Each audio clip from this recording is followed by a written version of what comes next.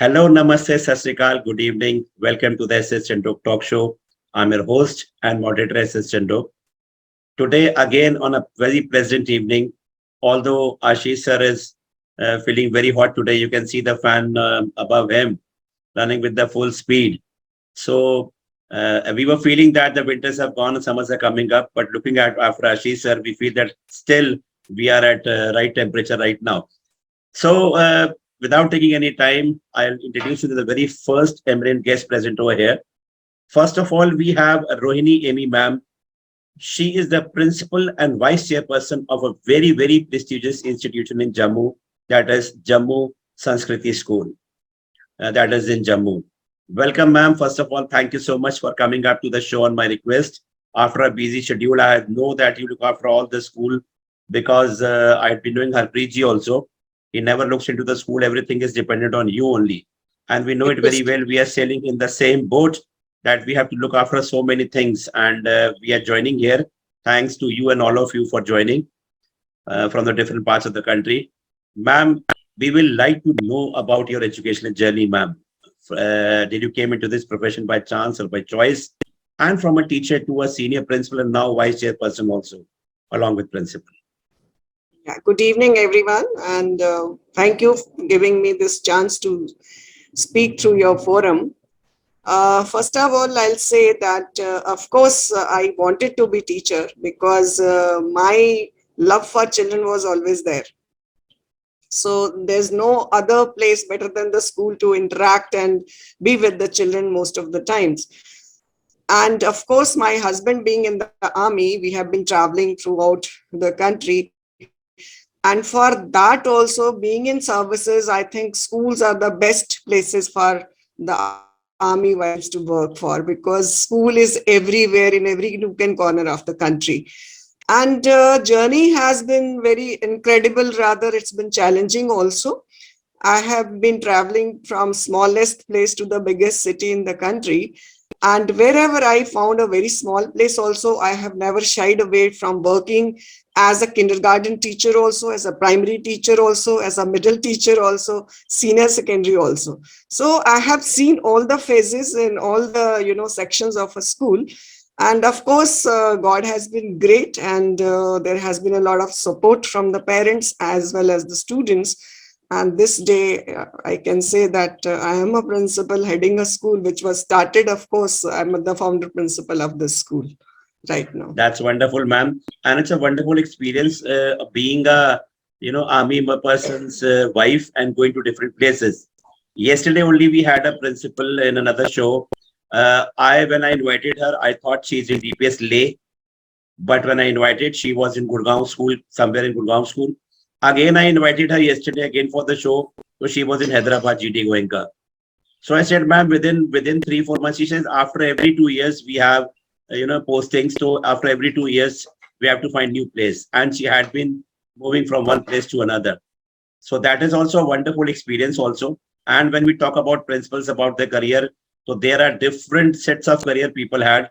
Like when we'll talk to Ashish sir, he has a very different career because he had been to the other countries also, many other places also. So that's a wonderful experience. And, the children are same everywhere, wherever you reach. Thank you so much, ma'am, for coming up to the show once again. And we'll have a further discussion. Thank you so much, ma'am. Welcome. Next, we have a very pleasing personality from Erode, Tamil Nadu. That is Ashish Bhatnagar, sir. He is the principal of the Indian Public School. And that's a very famous institution in Erode. The S.S. Chandhok talk show is trying to find out the principals from all over the country, the eminent people from the country, where we can bring together. Today also, we are from the different parts of the country. Ma'am, you are from Jammu Kashmir, sir is from Tamil Nadu, Vidita ma'am is from Amritsar, Punjab, and ma'am is from, Maheshwari ma'am is from Kolhapur, Maharashtra, and Aparna ma'am is from Hyderabad, Telangana. So here the main concept is to talk about the topics related to the students directly, as well as to connect the people from all over the country from different places. Ashish sir, I saw your profile a little bit and I wasn't able to read so many 3-4 pages profile it was. So you have a wonderful experience at different places. Please share your experience with us as an educator. Yeah. All right, fine. I'm really very happy and pleased. Thank you, Chandok sir, for this invitation. And I'm really delighted to be amongst all the top, academicians of the country. Uh, yes, see, my journey was pretty, very interesting. In fact, the first question actually that you asked, to Rohini ma'am was about like whether by chance or by choice you became the teacher. I would tell you, even with me, something similar. I always wanted to be a teacher. And for being a male, I mean, it is difficult. Even in the society, we see, male teachers, male principals. I mean, there are few, of course, there are a lot these days. Uh, but I got inspiration from my mom, like who was a teacher, and she retired as a teacher. And she is, in fact, she is 73 years old now. And even now, actually, she is teaching. She is going to a private school, which is run by an NGO. And, she is still working. So that inspiration actually comes from there. So that's when I said, no, fine. And the kind of respect actually she got from her students. And I was a little child. I used to see how her students used to rush to her, oh, ma'am, and used to touch her feet. It all was pretty interesting, for me to see. And I always thought I will become a teacher one day. And this is how I landed up, into this. And I must say, it's 26 years into teaching now, and I've enjoyed every single moment. In fact, I also grew up as a teacher, teaching, in fact, mainly from the lower secondary school, which is kind of middle school, all the way up to A levels, which is like, I mean, my most of my work experience is with Cambridge International Schools. So I've been teaching like middle school and then mainly IGCSE and A levels, and finally, like to into the leadership role. I worked in several parts. My first international experience was in Saudi Arabia in Jeddah, which is like, I mean, predominantly a Muslim country, but I had a wonderful experience there. And that was a lot of learning because that was my first exposure to Cambridge curriculum. And then, in fact, I spent quite a lot of time in Africa, which is Malawi, almost a decade in Malawi, which is one of the poorest countries in the world. But I must say, it is one of the probably the best countries because Malawi is also known as the warm heart of Africa. And it indeed is warm heart of Africa. The people are so good, so loving, so caring, and I really have a lot of love for Africans. So, like that was in Africa. After that, I worked briefly just for 1 year. I went to China as well, and that's when actually, as soon as I left China, the pandemic struck us, and then I moved to Seychelles. Now, Seychelles is also a very beautiful country in the Indian Ocean. It's a very small, like country. So when I was in Seychelles, I joined, and just after 3 months, the pandemic started. Luckily, fortunately, the pandemic didn't affect Seychelles like as much as the entire world, but its economy was hit very badly because Seychelles is entirely tourism-based industry. Like it's tourism-based economy. So yeah, they had a huge like setback because of pandemic. And then in I think in end of July, I moved back to India that year. So it's almost a year and a half. I'm in Tamil Nadu now. As you can see, as you just mentioned, it's pretty hot here. I mean, so that was brief about my, my academic journey or my teaching profession, how I landed up into different countries. Yeah. That's wonderful, sir. I mean, you have got experience of so many places, different boards also. Here also, sir, the school is IB board, international Yeah, we board, are or offering IB and yeah. We actually in early years and PYP we offer IB programs, and starting from grade 6 to 12 we have Cambridge lower secondary IGCSE followed by A levels. that's wonderful, sir. Thank you so much once again, sir, for coming up to the show. Thank you so Next, much. we have Dr. Vinodha Sankyan, ma'am. She is the principal of a very prestigious institution in Amritsar, that is Shri Ram Ashram Public School, a well-known school in Amritsar. Vinodha, ma'am, thank you so much for coming up to the show. And last, when I had a word with you, it was wonderful talking to you. Ma'am, we will also like to know about your educational journey. Thank you so much, sir, for having me here. Wonderful to connect with all the diverse people. I think mine will be a journey that you must not have come across in all your 35 episodes. I was never a teacher by choice or chance. Never wanted to be in teaching, never dreamt of being in teaching. But here I am associated with teaching for the past, I think, 26 years now.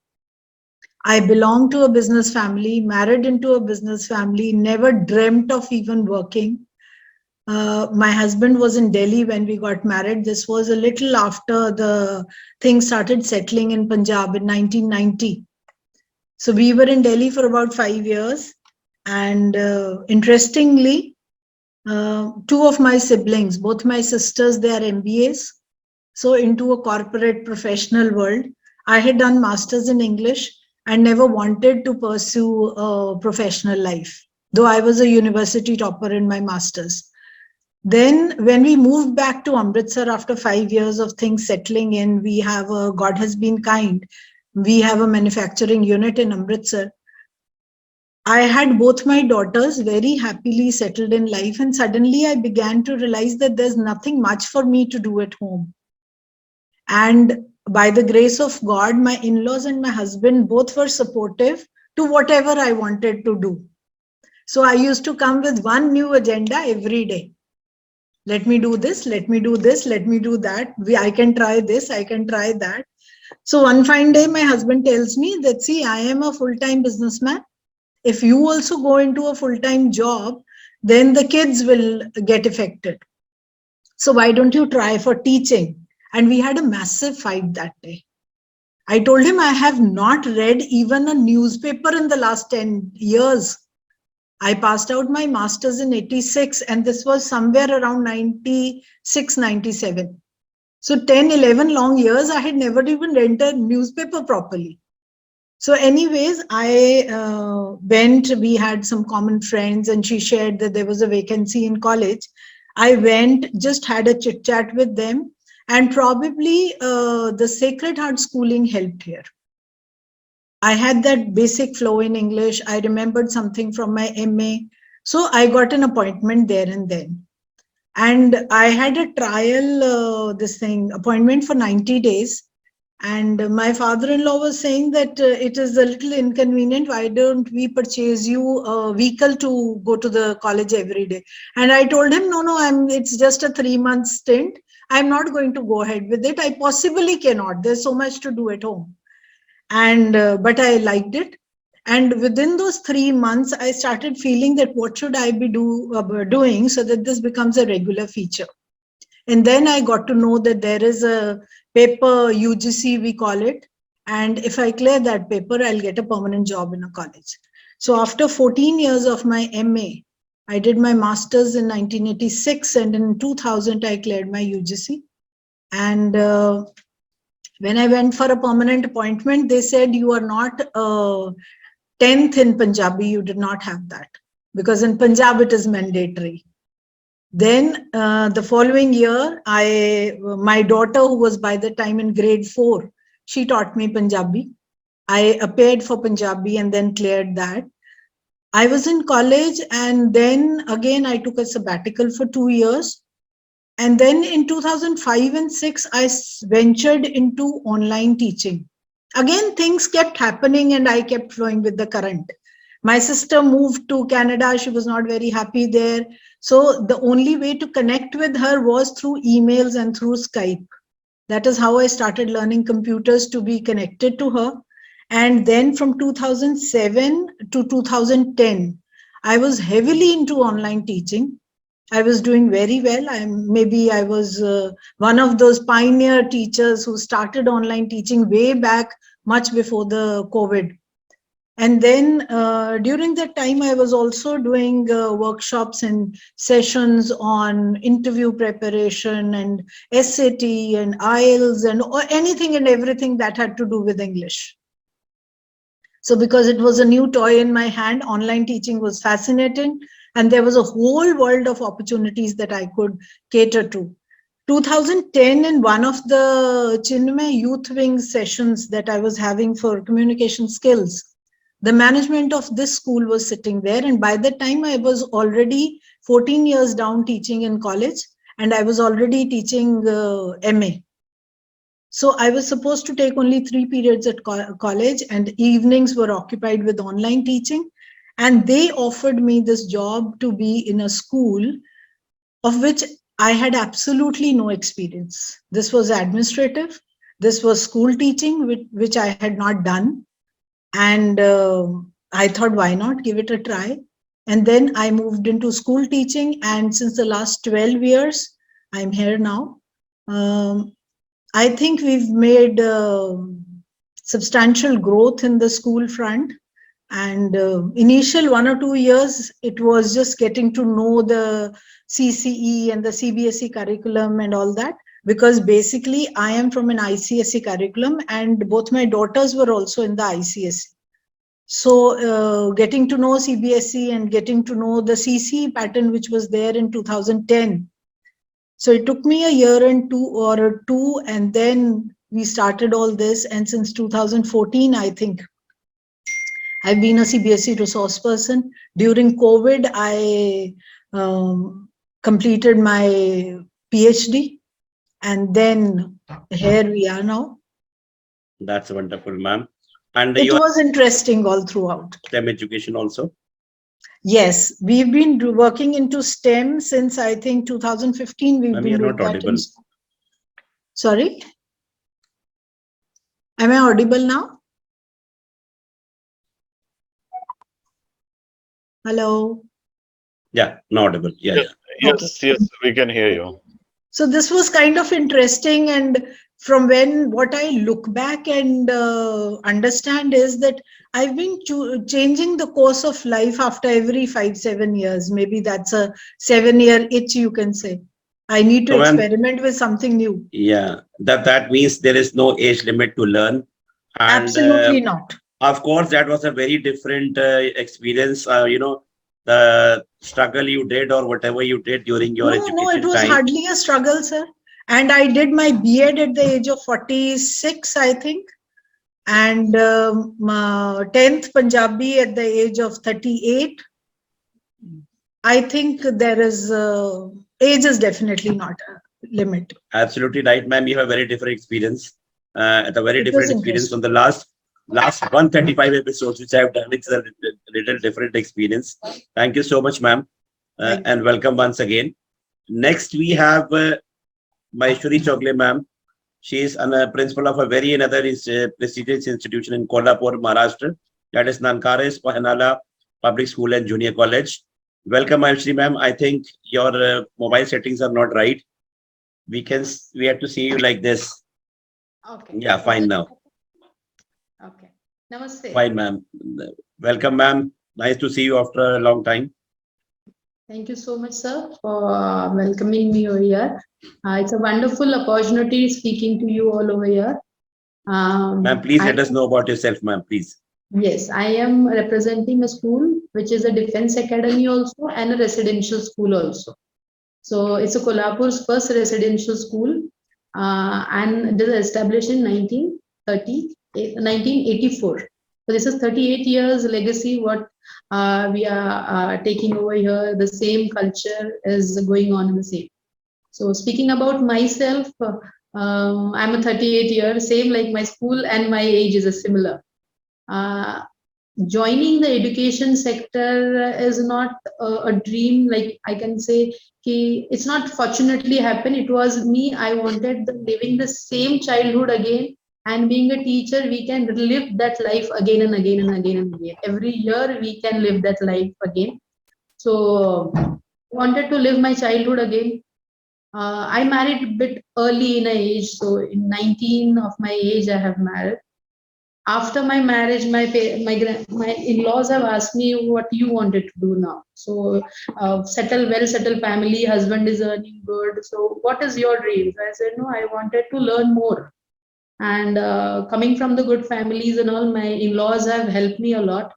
After 12th standard, everything, all education till MA, B.Ed and all have completed in my in-laws, with my in-laws and my family support, with my husband's support. But I was in a sportsman. from today also I am a sportsman. Every day I go for the jogging. Every day I am with the student, living the same life, playing football, playing all the games with them. So sportsmen, if we are, so that life we are living it again and again in the school time. So because of that, I am as in a teacher profession. Here, this institution is from 38 years. They are training children for NDA.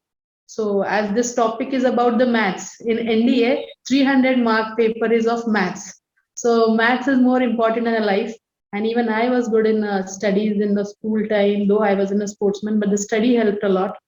And because of that, now I'm in this profession, looking forward for what we can say, shaping a good citizen for an Indian army. So what we are doing it in this institution. That's wonderful, ma'am. Welcome once again, and thank you so much. And you will get a lot of insightness about mathematics in this show. Yes. Next, we have Aparna Chante, ma'am. She is from Hyderabad. Ma'am, please let us know about yourself.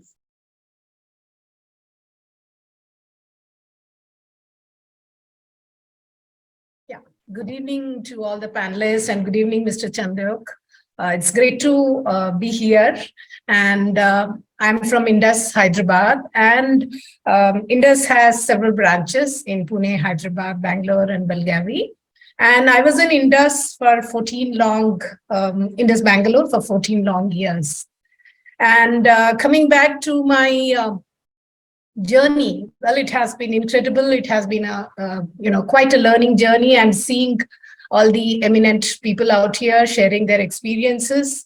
Well, I do not know whether mine was calling or not, because I had always wanted to be a researcher. So I started my life doing a research in National Institute of Nutrition at Hyderabad, and then went abroad.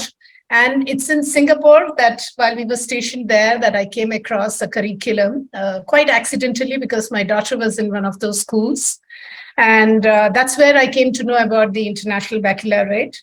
And that's when I also happened to do the Cambridge certification. And then when I came back to India and was taking admission for my children, that's when I came across Indus, and an incredible institution which has seen me growing, and institution has also grown, and so have I. And I had a small foray into a corporate life. I was in Google for a while in Hyderabad, and I think lots of those learnings came back to the table.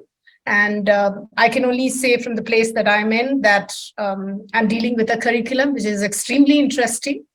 And as somebody, one of our colleagues, panelist has mentioned here, that while you're in teaching, you always remain young, because you get to learn that not only their jargons, but their ideas, right? But at the same time, I find it quite challenging to engage this Gen Z. So, yeah, looking forward to your show. Thank you. Thank you so much, ma'am. Welcome once again. Next, we have the expert of today, Mr. Nirmal Shah, sir. He is the co-founder of a maths app called Counting Well. Sir is, that is for middle schoolers. Their goal is to make maths learning easy, anxiety-free, and participative for children across the country. Their focus is to help the so-called average children become more confident with maths and develop great problem-solving skills. They step in where school teachers are not able to provide personalized attention due to lack of time and bandwidth. He is a design maker person making lessons of the age group between 10 to 14. Built across maths, their funda is that kids must know that maths matter, and that will matter throughout their life. The best way is to show them how. As we are start talking about mathematics today, and I had met sir in one of the show where we were co-speakers, and it hit into my mind that maths always had been a problem with the students.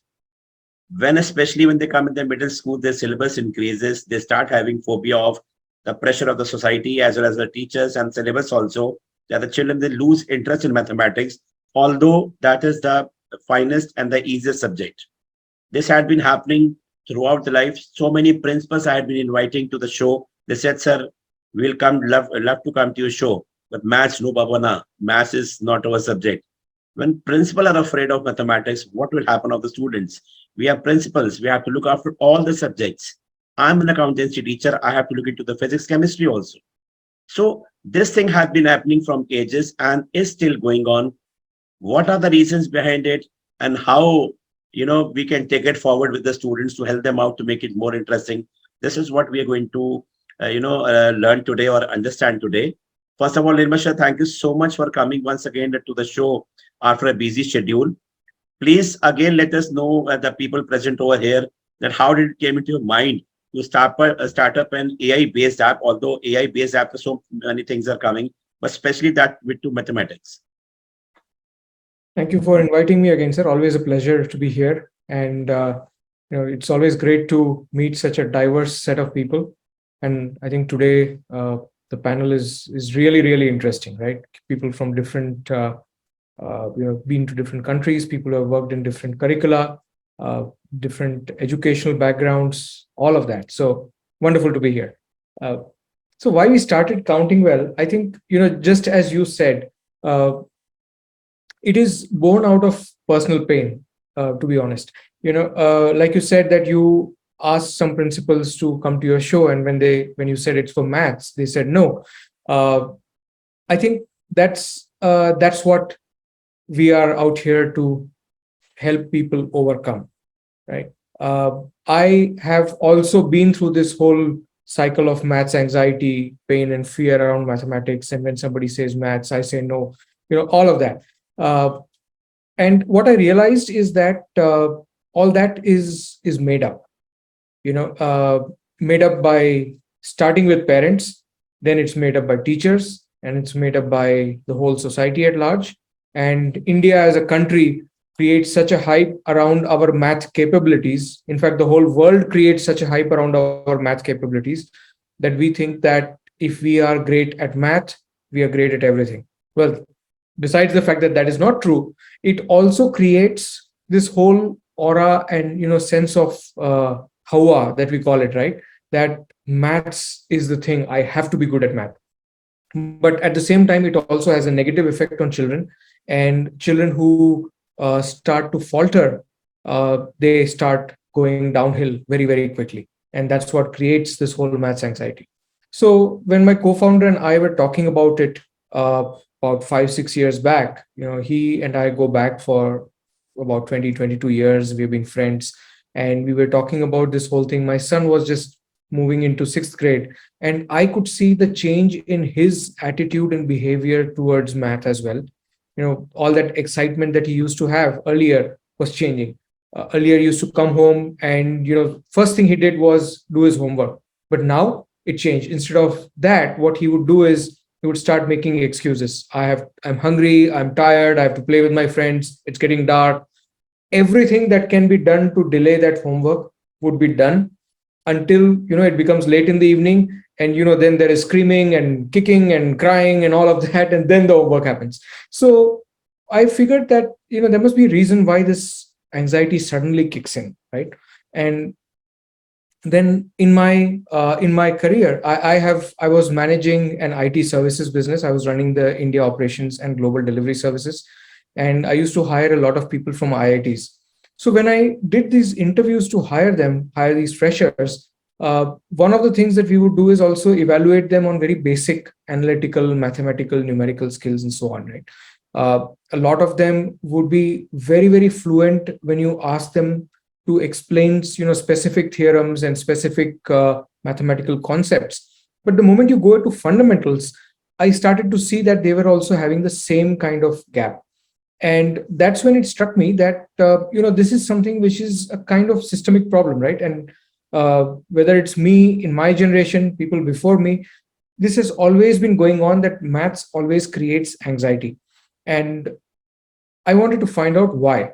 So, then my co-founder and I, we come from IT software background. So we decided that let's create some kind of a software platform to see, to identify why this is happening. And we did some tests. We did some pilots with about 4,000 or 5,000 students in Delhi. This was about in 2018. And that gave us a lot of data that helped us understand why this maths anxiety is developing. And at the same time, we also realized that we cannot just create something for children. it has to be something where the whole system is integrated, which means that we need to be a part of the school system as well, and not merely make it like a additional tool for the child, which the child would do if he wants to do and not do if he doesn't want to do. Usually when it comes to math, they would not want to do it anyway, however good it is. So that's how Counting Well was born. We created this as a tool where we could help children overcome math anxiety by identifying why they are not able to solve math problems and then helping them fill those gaps. So please let us know about that also, when you did the same pilot sessions with the teachers also. What happened then? Sure. So what happened was that, we did this pilot with middle schoolers about, classes 6, 7, and 8. And as part of this pilot, we did this assessment to identify what the learning gaps are. And then, we went back with the reports to the principals. And we said, look, we've identified all these learning gaps. And they said, everybody comes and tells us कि problem hai, system टूटा हुआ hai. You guys need to be able to give us a solution as well. So we said, okay, fine. Now we understand that we simply can't be an assessment tool. We also need to become a learning tool. And then they said, while you're doing all this, can you do the same assessment on our teachers? And we were excited. So we, kind of got all the teachers, about 15 teachers came in, and they took the same assessment which the students took. And they were the teachers of the students of those same classes. And what happened was that one of the teachers called me and she said that this is a 8th grade problem and I cannot solve this problem. Or rather, she said this is 6th grade problem and I cannot solve this problem. And I asked her why, because 6th grade kids are solving it. She said, no, that's not the issue. I'm an 8th grade teacher and this is not a topic I teach, so I'm not familiar with it. And she basically just didn't solve that problem. And that came as a huge surprise to us, right? Why would an 8th grade teacher not be able to solve a 6th grade problem, that too in mathematics? Because math is like a chain, right? What you learn in 6th then adds up to 7th and then 8th and so on. So why this is happening? And that's when we realized that the other issue with this whole thing that we are trying to do when we say maths anxiety and all that is that the teachers are also so bogged down with the curriculum that they have to complete that they do not have time to look elsewhere. They don't have the time to look at the previous year's gaps or previous year's content. So if the children have gaps from earlier years, they are not able to fill that. One of the biggest things we found is that the biggest problem with math problem solving skills, especially once the kids get to 6th grade and above, is a language problem. They need to be able to comprehend the problem statement before they solve the problems. And they just didn't know how. All they knew was, if I know the formula, I apply the formula. But they didn't know how to decipher a problem statement to identify what is given, what needs to be solved, and what information needs to be derived. None of that. So we realized that teachers are not equipped to give children these kind of insights. They are just going in a single direction, trying to complete the curriculum because they have effectively about 6 months worth of teaching to do. And within that time, they have to finish 15 chapters, which means effectively you're just doing, one maths chapter for every 2 weeks. And it's practically not possible for them to do anything else around it, right? So, that was a great insight because that also helped us shape our product to where it is today.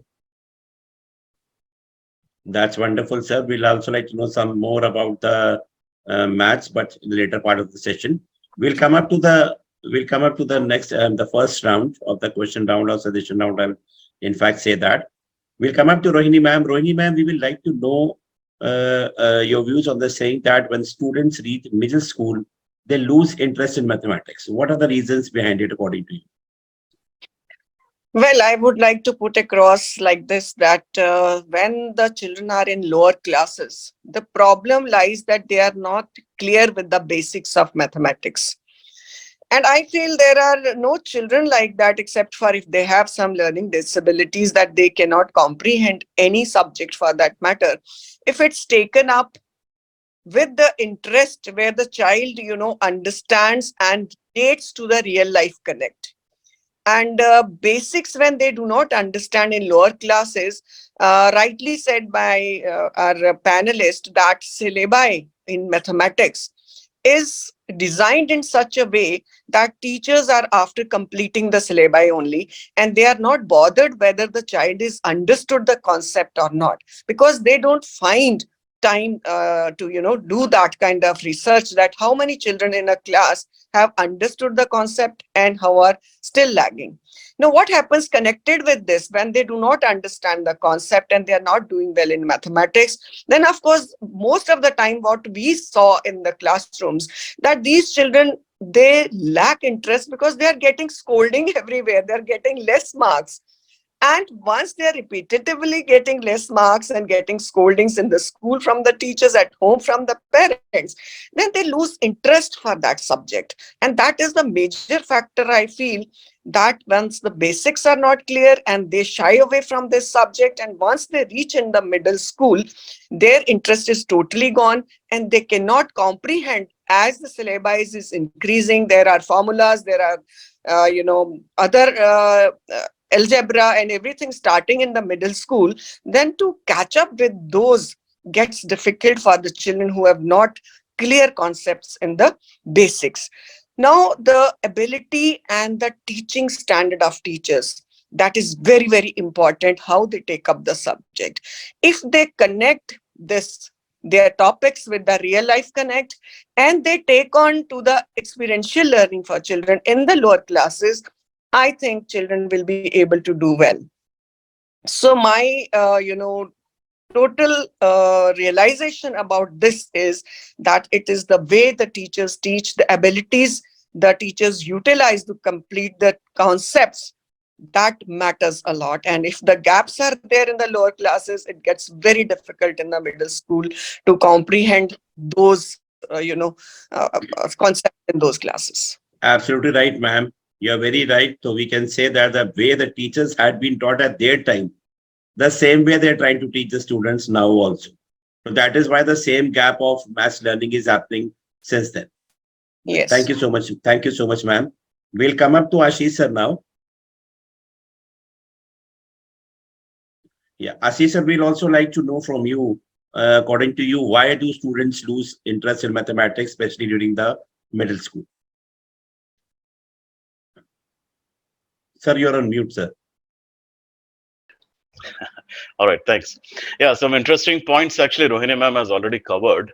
But I would say that, okay, fine, math, in fact, as you also mentioned, is a kind of, say, monster, for most of the people, including many school principals.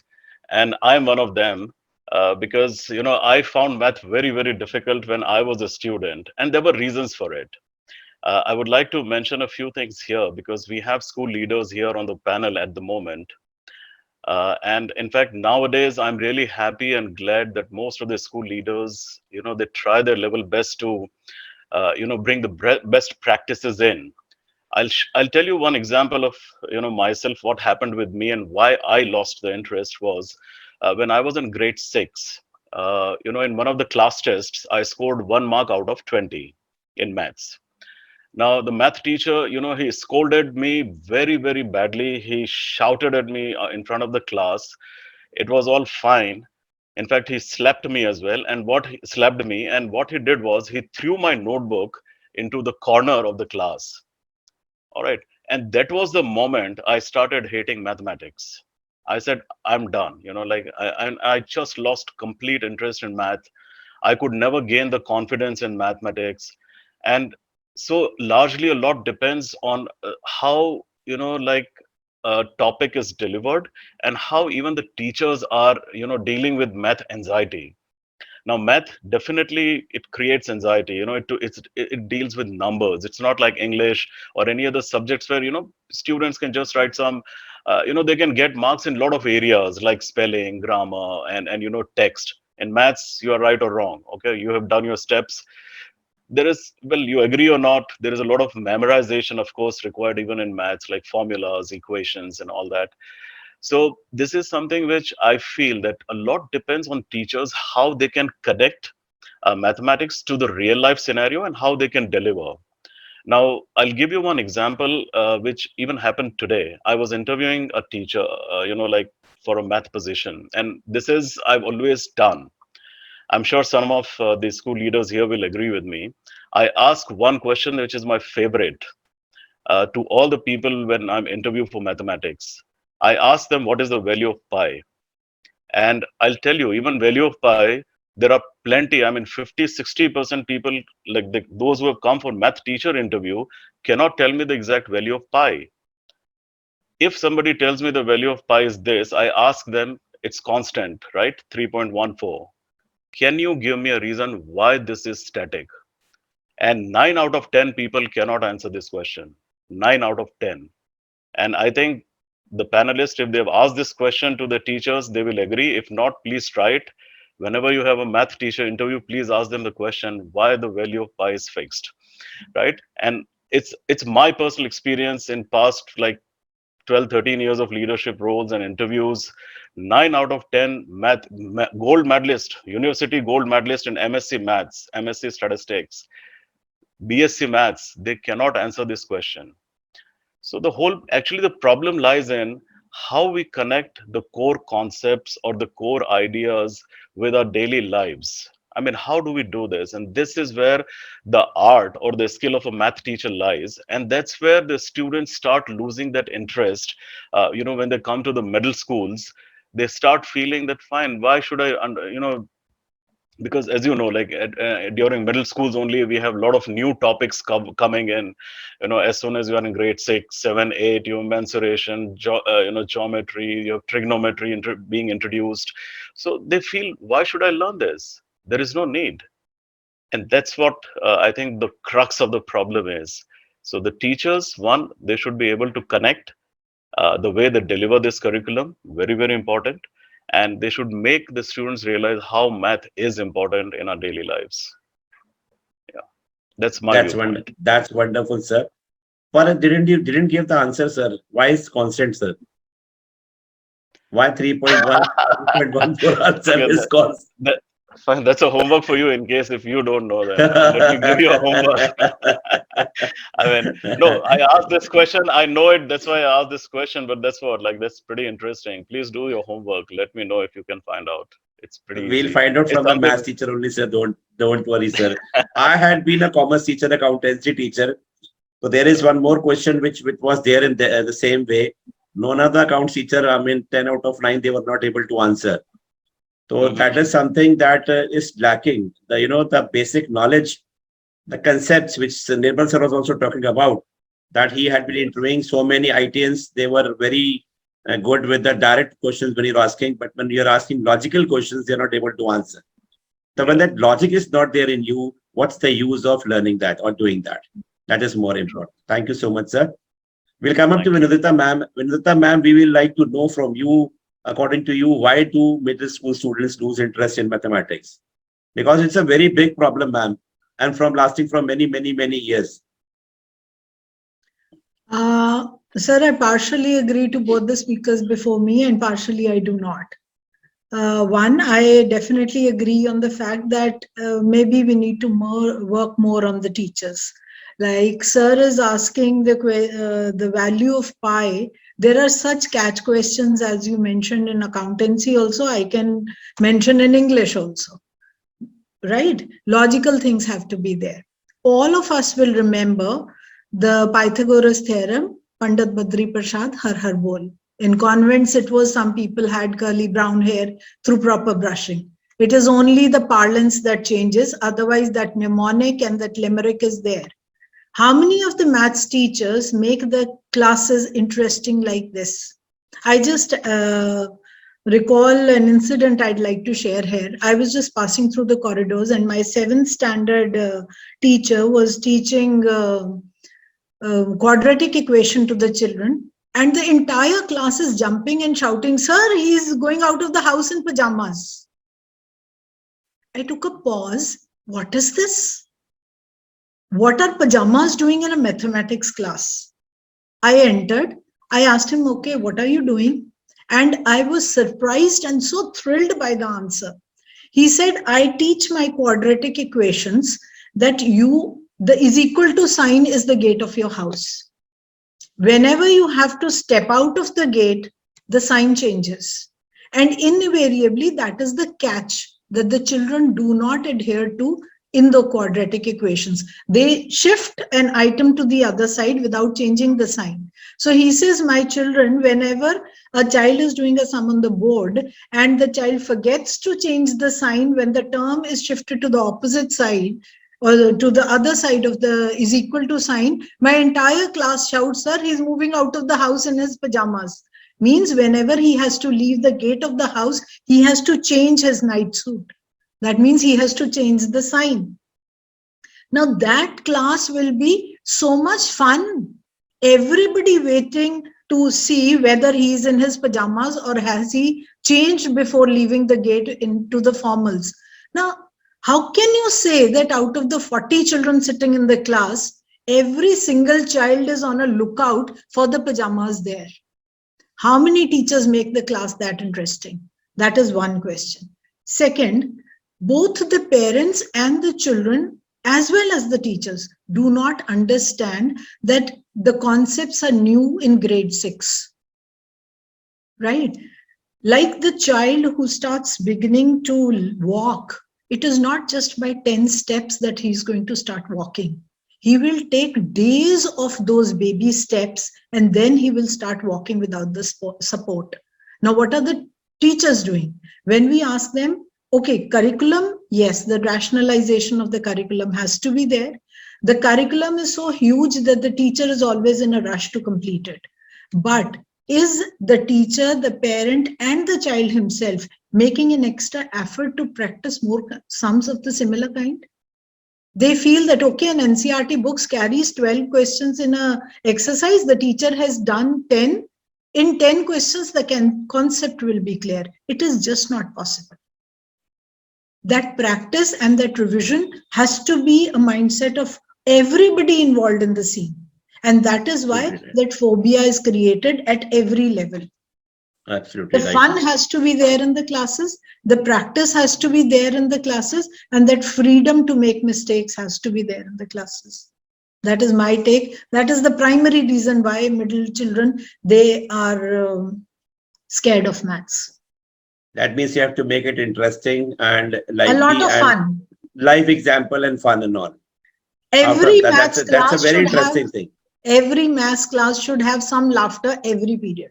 The teacher has to create it. Of course, you don't have to go out, with pajamas.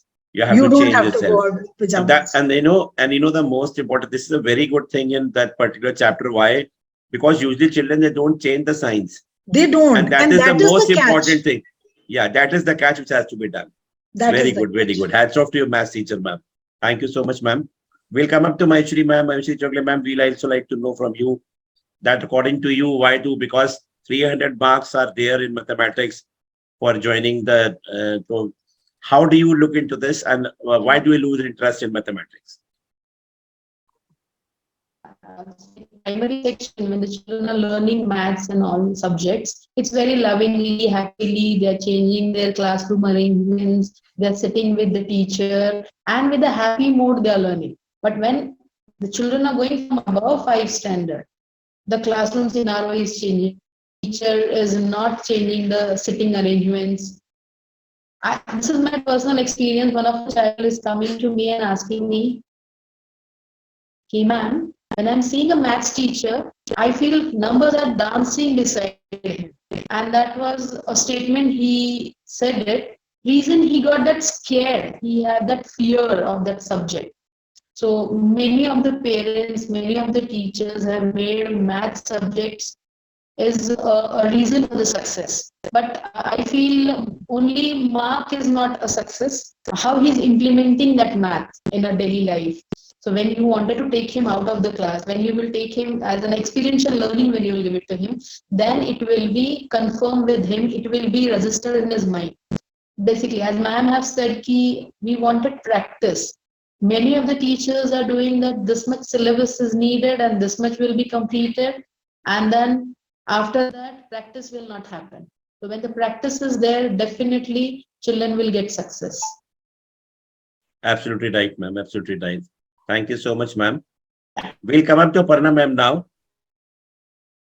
Aparna, ma'am, we will like to know from you. Please Suggest few ways in which we can make maths more interesting. Um, well, I have just to continue a little more from what our panelists have told here. Is to why does somebody dislike maths and how can we make it interesting? I think it's something little more deep. We'll have to go, whether it's from primary or middle or from secondary. I think a lot also has to go with the mental makeup of our children, and of course, needless to say, the teachers too. I think there is created a fear of failure. And let me tell you that once a child, as one of our panelists said, once a child does not score well in math, in fact, the Indian system or the Indian society is made, he's a failure. So the whole Indian society is divided into, can you do math or can you not do math, right? But I think that's I think is a passage. Because I feel when you talk about maths, we need to understand the underlying framework of what that maths is doing to our children or has done to us in the past. It's developing problem solving skills and analytical skills.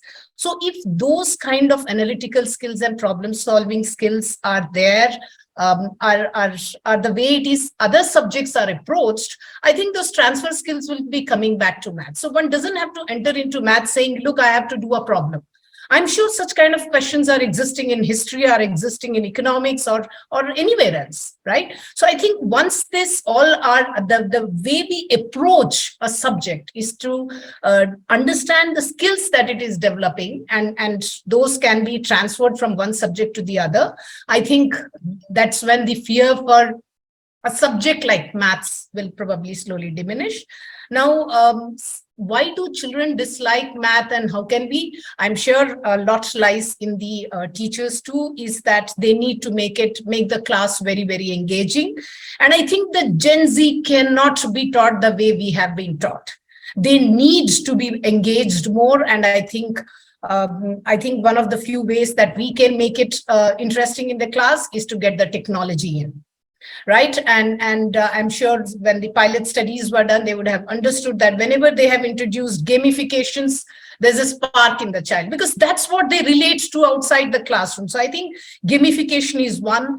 And then I think is to make them understand a lot of these abstract concepts. Now, it doesn't have to be only through math. As I told you before, there need to be, parallel things that can be done either through different subjects or even incorporating other, extracurricular activities like some kind of a design thinking curriculum, which helps them to understand something which is abstract. So I think that is also something which we can do to understand and start developing math. And of course, a lot has to be done with the mental robustness too. You will have to tell the children that it's not end of the world. Maths is not the only subject which is going to help you to have a problem solving and analytical skills, which I think is anyway very important, whether or not it is math. So I think those are few of the things I would suggest. And yes, there is definitely a demarcation that, if you haven't done calculus, even when you go to college, have you got calculus on your, certificate, then you get into these kind of courses. I think that's slowly going to be a passé. And just one last point I would want to say here is that it's very important that we as teachers don't tell them what to learn, because that anyway is there in Google now. But I think we need to start as teachers, tell them how to learn. So the moment we tell them how to learn, I think the child will crack it on his own, and the onus of learning will pass from the teacher to the student. Right? Because every student will have a different way to learn. So we just need to tell them how to learn a subject. That is what you need to, deconstruct or probably chunk it out, right? And then what to learn anyway, the curriculum is saying. So I think those small mind shift on the part of the teachers will go a long way in creating that love for any subject, and maths in particular. Absolutely right, ma'am. Thank you so much. And it is said that if you can easily recognize maths teacher in a school with the sorrow face and the lines over on the forehead. Okay, I am occupied. I have to take 40 students with 40 minutes class, and I have to teach all the chapters, all the 5, 5, 6 exercises in all the chapters. A lot of burden is there on math teacher, and you can identify math teacher is unhappy teacher is a math teacher. So, Neighbor sir, we are coming up to you for before talking this. I was saying this, how is this helping us out? First of all, you as an expert, tell us your views on what the eminent guests have said. What are the problems? How are these problems? What are these problems? And how, AI-based tools like counting, well, they help the students as well as the teachers to make it more interesting. Because the thing is that problems you have understood, but what is the solution for that? Sir, over to you. First of all, superb comments from all the panelists, and particularly, I think what came out was one, focus on practice. Second, teachers need to involve the children more, make it more fun and interesting. I think one thing which stood out for me in this round, so to speak, was what Aparna ma'am said, that maths is not about developing problem solving skills. It's the problem solving skills which lead you to better maths, right? Normally we think that you do well in maths, you will have good problem solving skills, because I think we associate the word problem with maths, and that association is kind of leading us into that thought process. But ideally, if you have good problem solving skills, you will be able to solve math problems, you will be able to solve physics problems, you will be able to solve why Hitler decided to invade Bulgaria and whatnot, right? So it's really that. So I think that that's the most important area of focus which should come into the classroom, right? That how do we help children develop problem solving skills and develop the right approach to problem solving, rather than saying that we will help you develop the right approach to maths and therefore your problem solving skills will automatically develop. It doesn't work like that. The other point on practice, I think everybody without a doubt agrees that practice when it comes to math is the most important. But I think what we are missing out is also on what kind of practice. Because today, if you see, if we look at majority, there are like about 25,000 odd CBSE schools alone in India, forget state boards and other types of schools.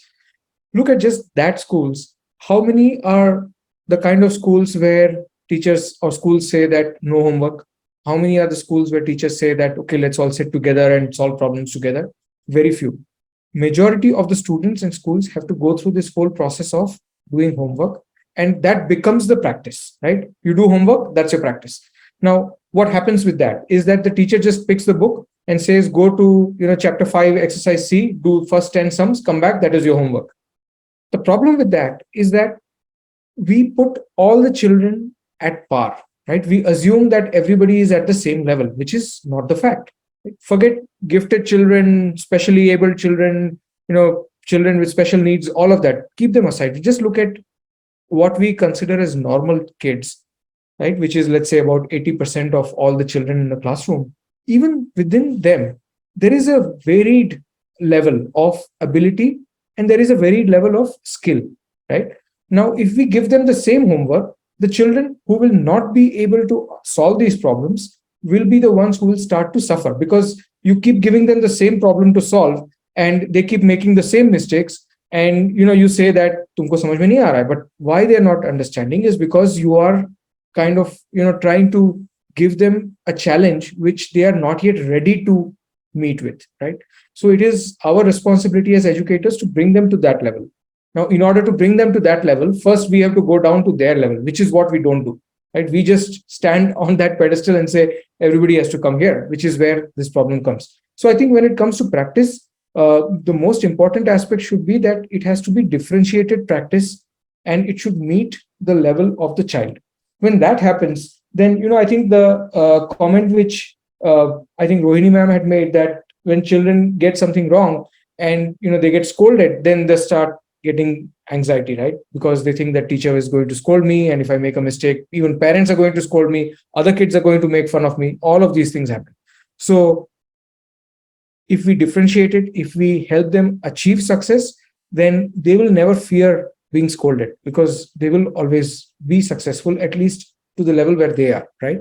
And that also leads to this other point, where we say that maths is kind of black and white, you got to get everything right or it is wrong, which is true. But at the same time, we also need to create an environment where children should be able to make mistakes, right? They should not be able to fear, or they should not be put in a position where they fear making mistakes.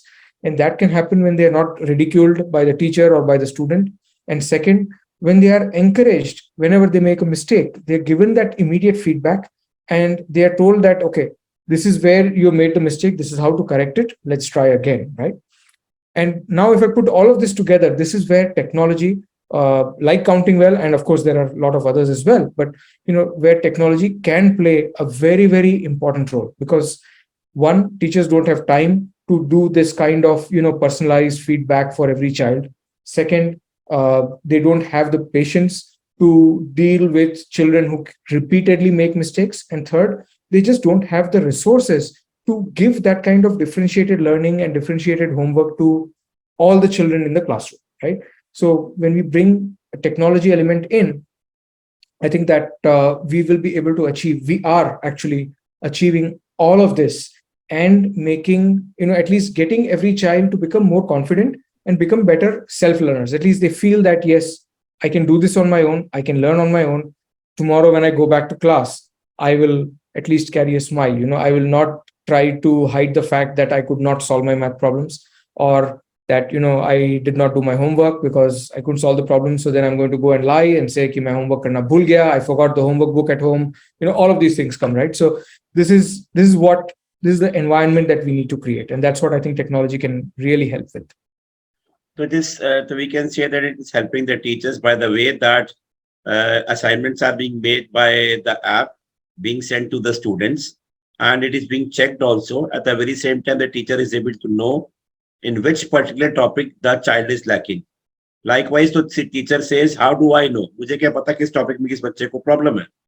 But when these assessments are being done on AI-based tools, the teacher comes to know, the data comes to him, that the children are lacking or the child is lacking in this particular topic. And because his burden of, making assignments or exercises and correction is being lowered down, he can give this time towards their, extra classes or whatever the focus they have to do. And at the very same time, I can understand this, that the student can at his comfort 24/7 can study mathematics if he was not able to go to the school, or he was not able, because the most important problem is that the children, they don't ask question in the class. You are wrong. When they are being said you are wrong, the other 4 or 5 who are about to ask question, they will not ask, or what they wanted to answer will not answer, because everybody will make fun of me. So that enters. But when this child, does it with mathematics app like Counting Well, not one-on-one, in fact, one-on with a mobile, they will, how many times they are wrong, the app will tell them where they are wrong and how they have to correct them. They will not, teacher will get irritated, but the app will not get irritated. Now, when he comes back to the school on another day, he is equally, equal to the other students, the gifted students, that he also knows the mathematics, which he was not able to understand during the school period, or he has missed the class, whatever it is. So that bridges up the gap. And that is the actual reason why mathematics gap rises. When the student is not able to ask, his problems are not being solved, and that differentiation keeps on going on, and that becomes a phobia ultimately. Thank you so much, sir, for your Mr. Chandhok, valuable can I interrupt out of turn? Can I just add to some pertinent points you and he has made? I think just like how people these days say, don't do hard work, do smart work, right? I think we also need to start saying, don't do practice, do deliberate practice. So the difference between practice and deliberate practice is, I don't do all the 100 problems, because there's underlying concepts of the rest of the 95 are already there with me. It's probably those higher order 5, which I couldn't do, is what is where I need to focus my time on.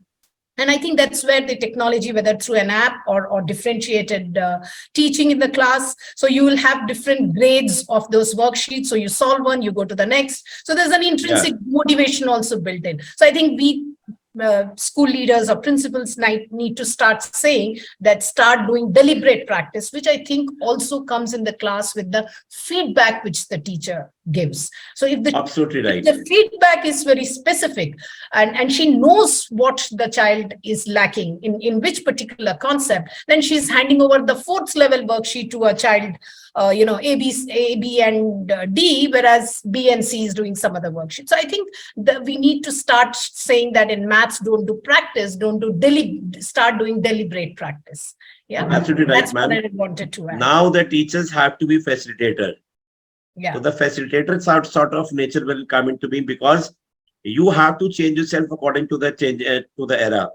I'm sharing an experience. Around 2 months back, I went to DU, one of the college, Motilal Nehru College. That's a government college. They called me for taking a session of the students or the college students. So one of the students said in competition, I got 99 point something percentile, and I had doors open all over India in all the colleges, but I wanted to go to Germany. When I went to Germany, I was being rejected from there, being the topper over here. Why? Because I was not having the basic knowledge of AI. You see, the thing is, we take AI, computer science, 11, 12. Otherwise, when you're going for the board classes, you're not able to understand the things properly. You don't get the knowledge. The teachers are teaching, the system is teaching the way they were taught 20, 30, 40 years back. We have to teach the students for the future. After 5 to 7 years, there will be no physical books. Only e-books will be there. People keep on saying, "Arey, how can we do up with apps? Arey, wo to written mein practice se hi banta hai." But there are ways. There are ways for practices. Even with the app, also the child has to practice himself. When the question will be given to him, he'll practice himself, solve it. Then he'll give the answer in the app. So you have to change. Otherwise, you'll be rejected. Not here you will be taken care of. But when you'll go abroad somewhere else, places also, you will not be. He was a topper over here of India, but there he lose that. So this is what we have to understand, that we have to teach according to the future, whatever is good and according to the future. We know very well around more than 65% of the jobs in future will be based on AI. So these AI-based tools, we used to have smart boards, but they were of no use. They were only giving content. But now these type of things, without being very economical, they deliver the things also. They give you the feedback, the data of the students also, what is their mental status according to the different sets you want to know. And that is very good thing which has come into being, and we are able to understand. हमारी class में तो teacher आता था, 4 question solve करता था, कहता था हो गया, maths exercise done, and is it clear? Yes sir. If we'll say no sir, so anything can happen over there. Missionary schools we have studied, ICSC schools, so anything can happen. You will get a good peace of mind from the teacher, and you cannot give complaint at home. तुमने कुछ किया होगा, तुमने ठीक से नहीं पढ़ा होगा, you people have done something wrong. So that thing has to be removed as of now. Students are very smart now. Thank you so much, Aparna ma'am. Thank you, Nibal sir. We'll come up to the next round. Very interesting topic, but we have shortage of time. Request everyone to keep your answer very precise to 1 minute, 60 seconds. That is 60 seconds. I'll come up to Rohini ma'am. Rohini ma'am, we'd like to know from you that how does technology makes maths more interesting and easy? Your time starts now. Yeah, well, very rightly said by my previous speaker that interest increases to use trial and error method. And mathematics is the best, subject to do trials and errors, and not only look for errors by the teachers, should not be looking only for the errors.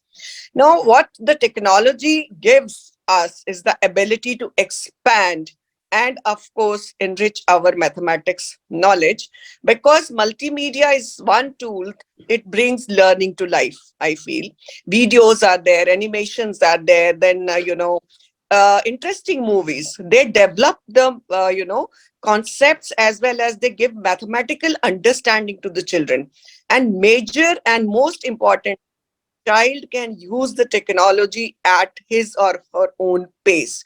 They can review the lessons, they can review and again review as per their own pace. If the child is not understanding once, they can have look into these lessons again and again, unless they are thorough with the concept.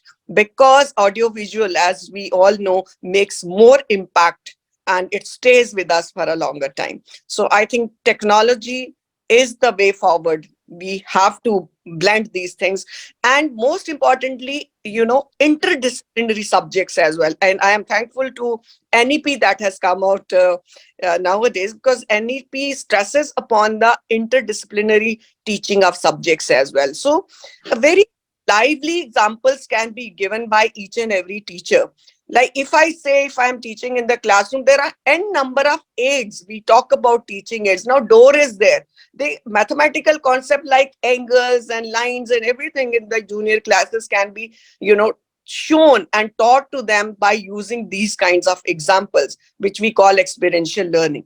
So I think that kind of concept with experiential learning and use of multimedia can make a lot of difference. Even the children who do not like subject, if they are given audio visual or some kind of interesting movies or videos, they will find interest into this subject. So AI is very important. That's the future of education. That's wonderful, ma'am. Thank you so much, ma'am. We'll come up to Vinodata, ma'am. Vinodata, ma'am, your views on the saying that children try to learn mathematics instead of understanding it. A plus B whole square is equal to A square plus B square plus 2AB, but why? They don't know that. So what are your views on that, ma'am? Again, I would say that there is some part of learning and cramming in every subject. You just cannot wish it away that it is not there. But logical reasoning and understanding is very, very basic to math especially. Now, out there, one, the compulsion of completing the curriculum is there. Second, the race for marks is there, because neither the parents nor the children or the teachers want to be patient enough to let the child understand the concept properly and then apply it. There are no real-time, real-life examples there. That is, again, why the application part and understanding part is slipping out of their hands when they move on to 6th, 7th, and 8th. Right? So just to keep up with the junior classes, the grades, they feel that cramming up something is an easier option. Again, when the child reaches grade 4 and 5, one basic flaw is that we don't, in junior classes only, in 3rd, 4th, and 5th, we need to make the children understand this concept that there should be more of understanding. It is very important to hunt and give the meat to a lion cub than teaching them to hunt. So we need to teach them to hunt for themselves. When they grow, we need to teach them to understand how it happened, right? Why it happened, not just cramming up without making much sense out of it. So that the process that continues, which begins from 4th, 5th, and parents begin to feel maths to hame aata nahi. So it is okay, one way or the other, by hook or crook, get marks. The tuition teacher is also encouraging that. Do these 10 sums, repeat them over and over again. It will be partially crammed up and you just vomit it out on the paper. So that is what is actually happening. The higher the child goes, the more the subject becomes challenging for them. Absolutely. Absolutely right, ma'am. So the base has to be in junior classes, 3rd, 4th, and 5th. Actually, the more what I understand from your part also is that even the parents, they had the phobia at their time. They keep on saying the child, "Beta, maths karlo bahut difficult hai, ho nahi payegi." Exactly. That becomes unusual for the child. Okay, this is actually something that I will not be able to do. The so child before doing it comes into the mind of the child. The child just has to utter once कि maths difficult hai. They run for a tuition. Yeah. They don't show patience कि why can't you do it? Let me help you out. बैठो, गलत हो जाएगा. No problems. You can try it again. Ask your teacher. Nothing of that sort. वो 6th में enter करने से पहले they are ready कि maths की तो tuition चाहिए. Yeah, thank you so much, ma'am. We'll come up to Aparna ma'am now. Aparna ma'am, we'd like to know your comments on the saying that blended learning has helped the children to grow in a better way. When you, I think my understanding of blended learning is are we talking in terms of integration of technology into teaching? Is that the way that, yeah. So then I think we have no alternative now.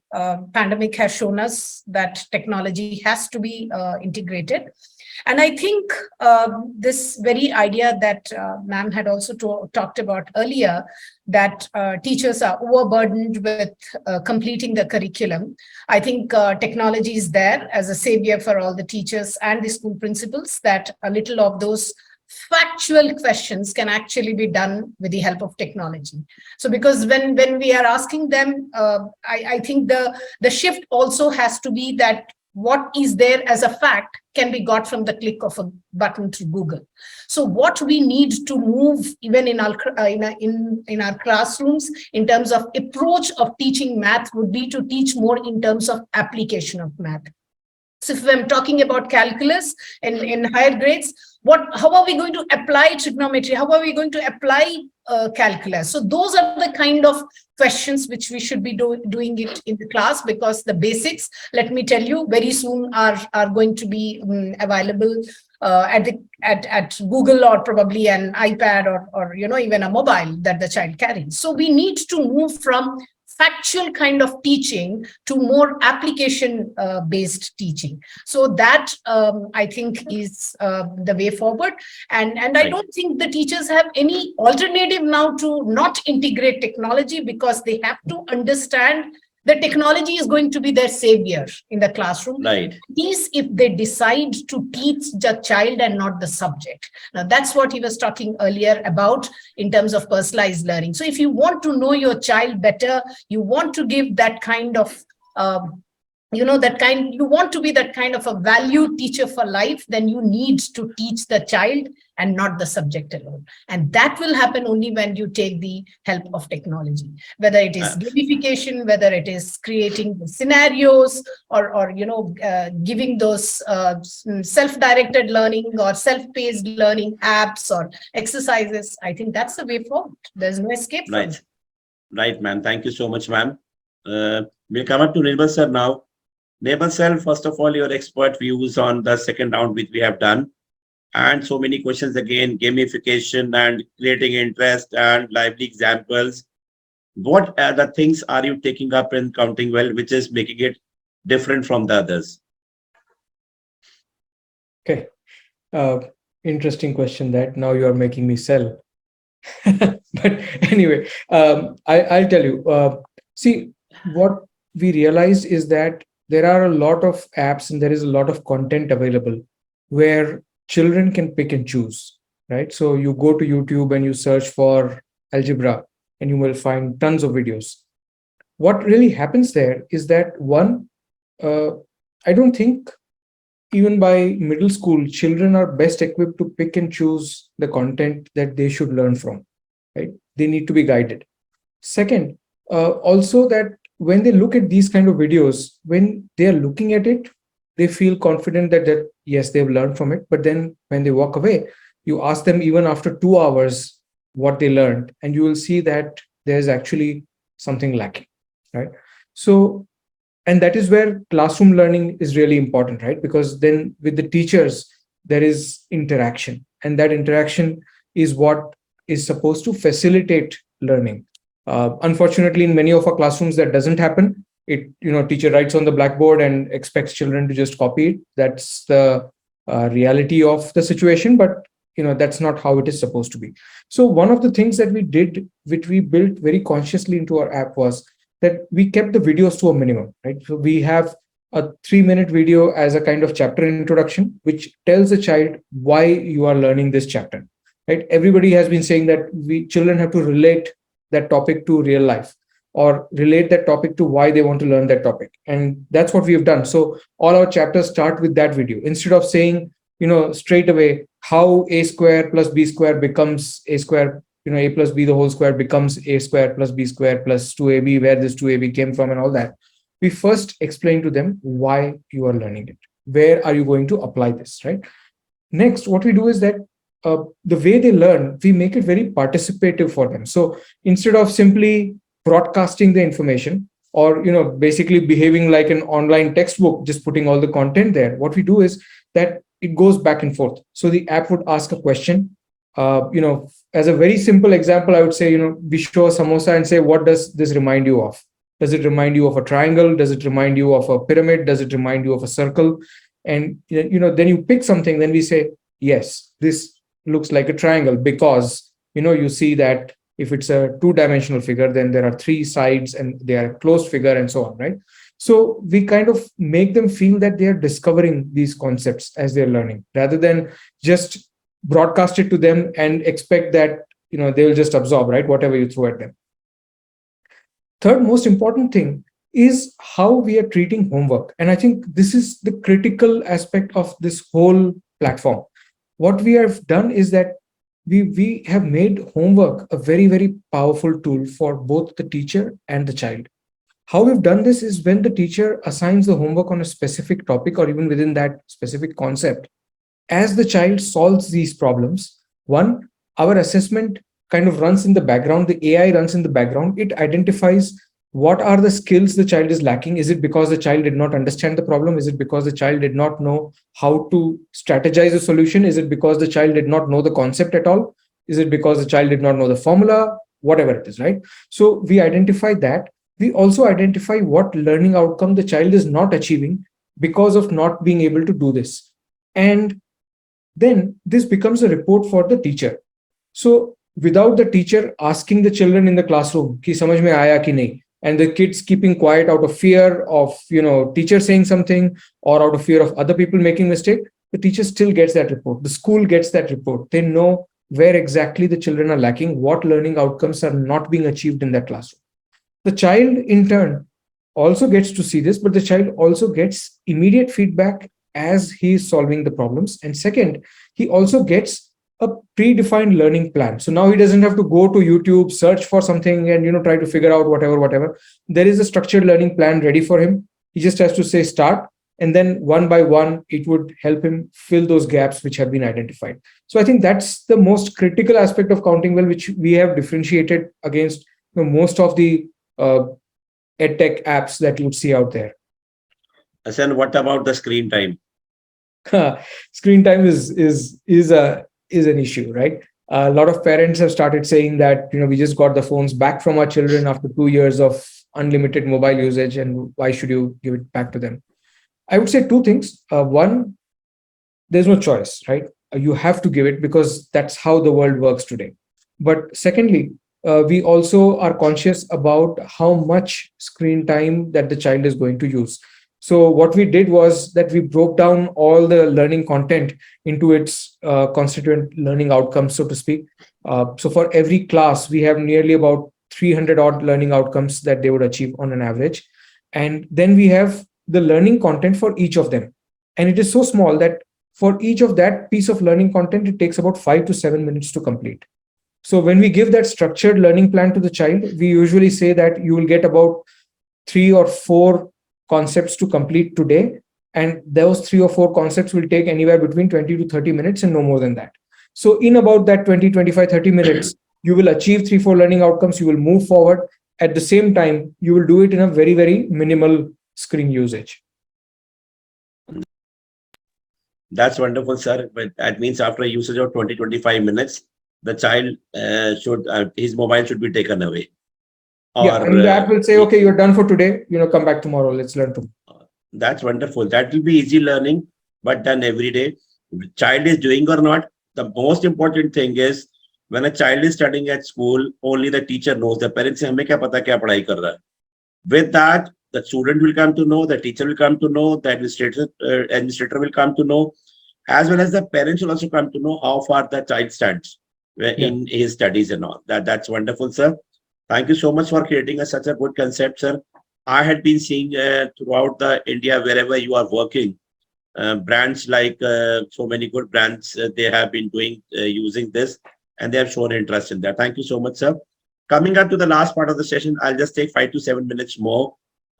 We have a me time in the show where everyone present has to sing something, 2 lines of something. So we can start up with Aparna ma'am. Sir, I was thinking of singing the national anthem, sir, and closing it. That's not my ma'am, if you will sing the national anthem, will you have to stand up, ma'am? That's fine. I can focus my camera. Please don't ask me to sing. That is definitely anything, ma'am. Any poem you can say, ma'am. No issues. Yeah. So that. Okay, okay, your school poem, anything you can sing, if not a song. No. What I can definitely tell you is a small, workplace humor kind of a stuff. So there was this one child who walked into my room the other day, and she said, I'm an expert in English. I have, humanities is where the thing goes. I'm doing my internship in UN. So I haven't done it well in maths. So are you actually saying I'm successful or not successful? There was some, discussion going on there. I was just telling her just one of the stories, where you say there is this Ravi or somebody just picks up one apple, then he goes and picks up another apple, he goes and picks up the third apple, and I can go on and on. But in maths, I can say Ravi went and picked up 10 apples. So maths is language. It's just making language very, very simple. So that's one way that we could make connections and understand probably the why of math. Yeah. That's wonderful, ma'am. Vinodita, ma'am. Ma'am, Punjabis, so they can sing, ma'am. And every principal who comes over here has to sing. Sir, Only I am two such lines. a non-musical person. I cannot even clap in sync. So Ma'am, just don't ma'am, expect singing. ma'am, because, the principals are genies. They have to No, keep no. the smiling face. Like, kya hukam hai mere aaka? We say, what can we do for you? For all the stakeholders, to the Of course, management, we to are the Durga parents, to the Mata with government, to the 80 CBSE.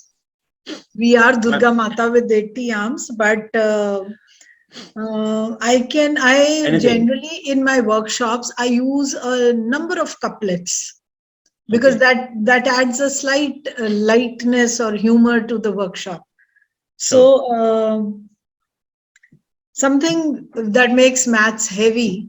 So in the same context, I'll give you 2 lines. अच्छा है कि दिल के पास रहे पासबान अक्ल. पासबान is the watchman, right?